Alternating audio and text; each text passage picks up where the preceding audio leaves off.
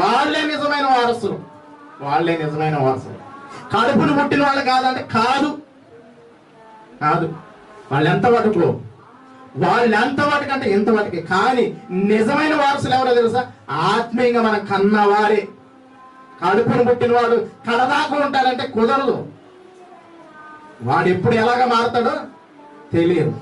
ఆత్మీయంగా యేసుక్రీస్తు అమ్మగారికి ఉన్నారా లేదా?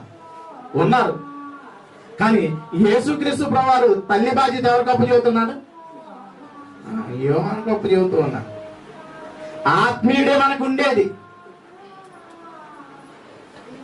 చూడండి పిల్లరా, శరీరంగా పుట్టినవాడు మన వారసులు అనుకుంటున్నాం ఈ కొద్ది కాలం పాటు. కానీ ఆత్మీయ వారసులు కావాలని, నీ భక్తికి వారసులు కావాలని పరలోకంలో ఉన్న దేవుడు ఆలోచిస్తున్నాడు. దానికోసం ఎంత కష్టపడుతున్నాం.